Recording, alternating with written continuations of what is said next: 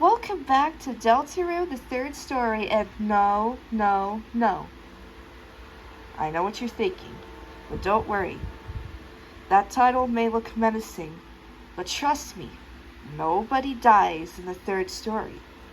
Because guess what? Noelle is actually going to save the day for once. Chapter 11, Snowgrave.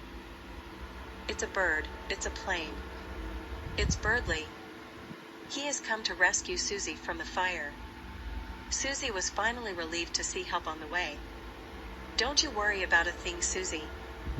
I shall put the fire out with my magic gaming skills. Birdley said.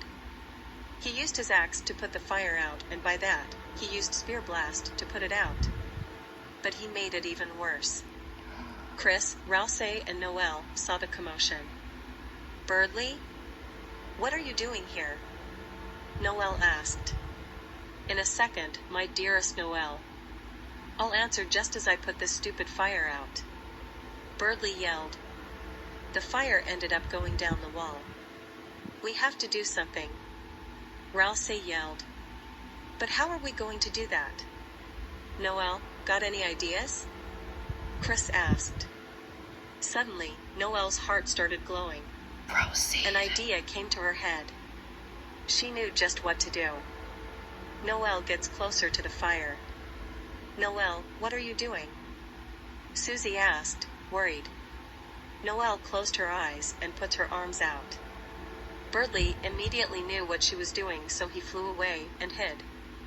The Lightners activated their defense as Noelle floats in the air. Her eyes glowed bright to the point where her pupils are gone. It starts snowing uncontrollably.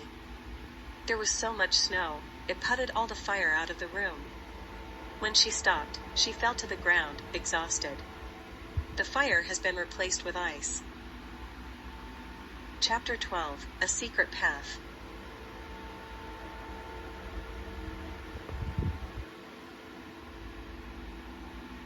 The Lightners did not know what to do next. The floor is out of ice. Sorry guys, a little voice in my head told me to do it. Noelle apologized. It's all right, dear. We all forgive you. At least no one is frozen. Birdley said.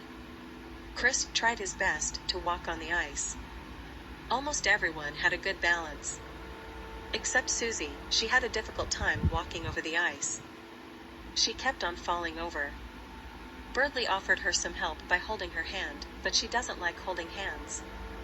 That is when she fully lost her balance and slid into her friends. This caused everyone to fall and slide away. Everyone tried to maintain control, but the ice was so slippery. Chris sees a hole in the wall. The Lightners screamed as they fall through the burned wall. 10 minutes later.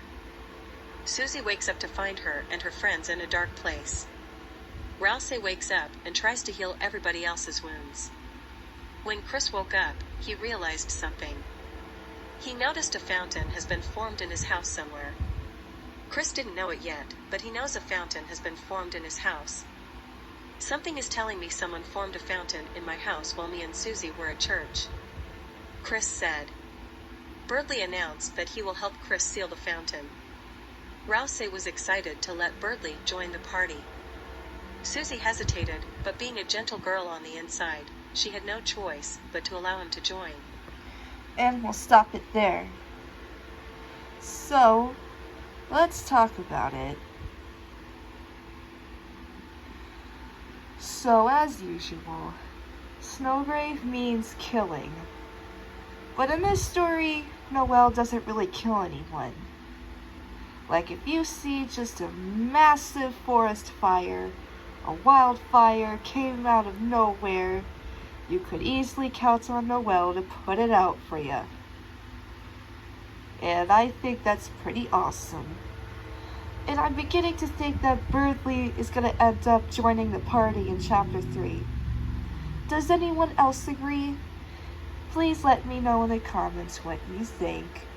And stay tuned for the next part tomorrow.